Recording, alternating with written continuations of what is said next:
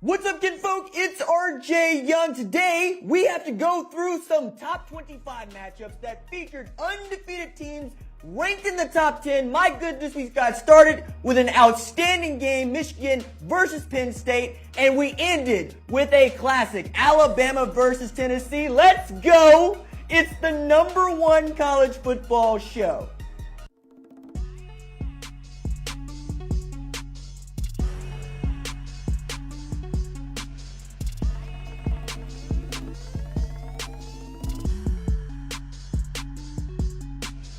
This is an outstanding place to talk about Alabama at Tennessee to start off what has been an outstanding day of college football, Week 7. Again, I'm RJ Young. Thank you for watching on the Fox Sports app, YouTube, Twitter, or listening wherever it is you get your podcast. Because my goodness, when I stepped into a hotel in Ann Arbor, I did not expect to be riveted by an SEC matchup that is 15 years in the making.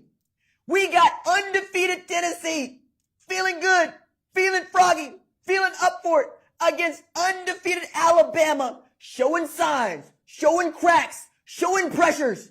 And we got a game of the year, starting with this one, 52-49, Catherine Donnelly's Tennessee Volunteers, Rico Balaam's Tennessee Volunteers. They got done what Lane Kiffin couldn't get done. What Derek Dooley couldn't get done, what Jim Chaney couldn't get done, what Brady Hoke couldn't get done, what Butch Jones couldn't get done. They beat Nick Saban and Alabama for the first time since 2006, and it was on and popping from the jump. Tennessee jumps out to the largest lead anybody has had over Alabama in 3 years. If that sounds familiar, that's because you'll remember in November 2019, LSU, feeling good, feeling froggy, takes on Alabama, who's showing cracks, showing signs, gets out to a 33-13 lead in the second quarter, holds on to win 46-41. You'll know that Joe Burrow and those 2019 LSU champion Tigers went on to do just that, win the SEC title and the national championship. And now it is time for Tennessee to have their due. Hats off to Josh Heupel. He did this at Oklahoma as a quarterback. He did this at Central Florida as a head coach. And now he has done it at Tennessee. They are well and truly bout it. Top of the SEC West, one of the toughest divisions in all of football after toppling Nick Saban and Alabama. Look, a lot of praise to go around here, right? But I think we need to start with Hendon Hooker, who, among other things, threw his first interception of the year, was not fazed by it. Threw his first interception since November 13th, 2021, was not fazed by it. Put the ball on the carpet. Watch Dallas. Oh my goodness. He watched an Alabama defensive end pick up the rock, take it back in, take a 7-point lead after they'd scored 42 points with all of 17 minutes of possession and put up 461 yards. Did not falter, did not fail, right? We get toward the end of this. We're seeing Hendon Hooker, Bryce Young go back-to-back. We're seeing over 1,000 yards of offense in this game. We're seeing the reigning Heisman champ and what we think is now well and truly a Heisman contender in Hendon Hooker trade blows with each other, and defenses and defensive coordinators wanting to tear up themselves and the playbook. Comes down to Will Riker, who has an opportunity to put Alabama ahead in the waning seconds of the game. He misses a kick. Not for the first time this year, and this time it bit them because my man Chase McGrath is going to go down in history. Unlike Dallas Turner, whose name that I just mentioned and did not finish. Chase McGrath, as my man Tyler says, is not going to buy a drink in Knoxville for the rest of his life. He's not going to buy dinner in Knoxville for the rest of his life. 40-yard field goal with all of this pressure inside of Neyland. And he nails it right through the uprights to improve Tennessee to 6-0. I've said it before, but it feels just a little bit apt to say. Playing for bowl eligibility in October, it's a little bit different. The air's a little bit thinner. You get to see what you're made of because it reeks of hopes and dreams up here. It was just like Tennessee to jump out to an 18-point lead, only to give it all back and be staring at a 1-point deficit. We got Josh Heupel forgetting what down and distance it is, looking for a 5th down. Nope, it's a turnover on downs. We see the Volunteers coming back and forth, and now Rocky Top is going to be rocking tonight. Man, Tennessee, who plays one of the toughest schedules in football each and every year. They got Alabama as a crosser. They played Georgia. They played Florida. They had LSU this year. They've gotten through LSU. They've gotten through Florida. They've gotten through the number 3 team in the country in Alabama. We will see what holds in store for the rest of the season for the Tennessee Volunteers, but you got to feel good. Ole Miss is also undefeated, waiting in the wings. Mississippi State is good, 1 loss. We'll see what happens with them against Kentucky later on tonight. Talk about it tomorrow on the number 1 college football show. But if you are a Volunteer, you cannot win another game all year. This one is what it's all about. I am so full of joy for you being able to celebrate this night, unlike so many. One fact to go out on here. There have only been 4 quarterbacks who have thrown for 300 yards and 4 TDs against Nick Saban at Alabama. One of them is Trevor Knight. One of them is Johnny Manziel. One of them is Deshaun Watson. And the other, your man, my man, Hendon Hooker. Congratulations to the Tennessee Volunteers pulling off the biggest upset of the calendar year so far. My goodness. That was just the first game that we had to talk about. I want to move to the biggest game on the schedule for me going into this weekend. We have number 5 Michigan taking on number 10 Penn State, both undefeated at the Big House. Fortunate enough to make my first trip to Michigan Stadium, being in Ann Arbor for this game. Got to hang out with a college football legend in Braylon Edwards, making some absolutely amazing content for you to come later in the week. But goodness me, to be on that field in what is an authentic Michigan day. It's windy. It's cold. It's Big Ten football. And then to see Michigan absolutely put it on. A Penn State team that's undefeated but hadn't really been tested. Thinking the world of them after what they were able to do at Auburn. After seeing what Nick Singleton has meant to them. What Katron Allen has meant to them. Maybe Sean Clifford is coming into his own. Maybe we're going to see more out of the passing game. Maybe Manny Diaz's defense is legit, is for real. After all, it held the number 5 rushing defense in the country. But that's Blake Corum over there. And that's J.J. McCarthy over there. And that's absolutely Donovan Edwards over there. They jump out a 13-0 lead. Couple of fluke plays here. We see Sean Clifford running like people are chasing him. Almost on a full Stetson Bennett. He comes up short. They punch it in. And then a freak interception that J.J. McCarthy should have never thrown in the first place. You're looking at a score being 14-13. Nittany Lions had only run 14 plays offensively. But did the Michigan Wolverines flinch? No. Had your man been calling them out all year? Had your man said they ain't played nobody? Who is Hawaii? Who is Connecticut? Who is Colorado State? That doesn't mean much to me. I even started the season without them in my top 25 because I don't think last year should go into this year. And Michigan said, bet. RJ, not only are we going to run up these rankings, we're going to run through everybody we play. And that is exactly what they have done. First, they showed against Maryland that they can finish. Then they showed against a top defense in Iowa that they can absolutely put a hurting on them. And they did it once again against Penn State, undefeated, top 10 competition. Jim Harbaugh called it a butt kicking any which way you can get your butt kicked in the locker room. We know that because J.J. McCarthy was kind enough to tell us at the post game. But this day was all about the backfield for Michigan and the offensive line for Michigan. Blake Corum is in the Heisman conversation along with my man Hendon Hooker. Well and truly. But behind him, Donovan Edwards showing what he can do. Blake, the great Corum, and Donovan do everything Edwards with 339 rush yards on the ground, 4 total touchdowns in this one. Michigan rushed for 396 yards on the number 5 rush defense in football. And after giving up a lead that they'd established, a 2-digit lead, they gave it back. They go down 17-16, unfazed by it. They win this game going away, 41-17. I want to go to a bit of content we engaged in earlier this week, actually, where me and my man Tyler, we do the mailbag, you'll know, going to week 7. And, well, we got this question.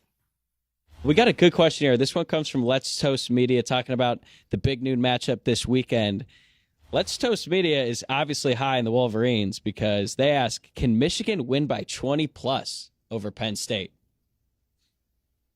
No, is the quick answer to that question. I truly love the audacity, though. You know, as my man Tyler has said throughout the year, it seems to be on sale this year because everybody's coming out with these wild takes. Yeah, about those wild takes and about destroying all video evidence. Yeah, we said it. I said it. I'm eating it now. I was wrong. We were way wrong. Did not think that Michigan was capable of blowing out, frankly, any of the Big Ten teams they played. And they said, bet. We watched the #1 college football show. We heard what you and your man Tyler said. Now eat this. Eat all of this. Eat 396 rush yards on the ground. Eat 41 points against a top and undefeated defense. And eat that we are the defending champions. This is our league. And that's what I came away thinking about this team. They are who their fans have been telling me they are the whole time. Absolutely for real. Absolutely a championship caliber program. And they'll have an opportunity to prove it, not just the rest of the way, but I've been looking forward to the game, man. I've been looking forward to the game since last year. And every week since, it's gotten better. They know what's in lay in wait for them against Ohio State. They know what's laying in wait for them if they get past Ohio State, which on the other side of that bracket in the Big Ten, we'll talk about here in a little bit. But going into this game, the question I had was, would either one of these teams, whichever one won, Penn State or Michigan, prove to us that they're capable of beating Ohio State? I think we got our answer. I expect the game to be absolutely that. Gone are the days of drubbings. Gone are the days of somebody getting stomped on. No, Ohio State watched this. They watched this offensive line go to work. They watched Blake Corum bounce off of folk, keep his balance. They watched Donovan Edwards slice through this defense, and they're going to prepare like it. Jim Knowles is going to be facing what I think is his competition for the best assistant in football, the Broyles Award, in the tandem of Matt Weiss and Sharon Moore. And this might be the first year in which we got to put both Sharon Moore and Matt Weiss on the same ticket because, well, they still don't tell us who runs the plays, who calls the plays. We only know this man is responsible for most quarterbacks. This man is responsible for the offensive line. We don't need to tell y'all who's calling the plays because all we do is win. Meanwhile, Jim Knowles has got that Ohio State defense up and running, lickety split. I'm so excited for this game. I expect you are too. Again, we're getting to the nut-cutting time of year, okay? We're getting to find out who got it and who don't. We got Tennessee. We got Michigan. What do we have in the Big 12? That was my question going into this. I understand how many people feel about the Big 12 and its, well, chances of making the college football playoff this year. But with an undefeated conference champion, you still have a shot here, even if it ain't Oklahoma or Texas, as Texas is still making a way into this. Talk about that in a bit. Oklahoma State goes to Amon G. Carter to play the undefeated Texas Christian Horned Frogs, and we don't need one OT. We need 2 OTs for the Texas Christian Horned Frogs to show us they can beat an undefeated and top 10 ranked Oklahoma State 43-40.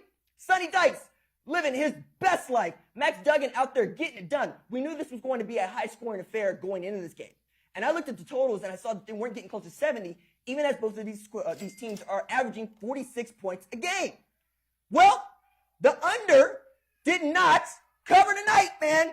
43-40. We got to see the best of Spencer Sanders. We got to see the best of Max Duggan. But mostly we got to see when it counts that Kendra Miller can go punch one in. And now Texas Christian sits alone atop the Big 12 as its last undefeated team. They'll get Kansas State, who's undefeated in Big 12 play next week, coming off a bye.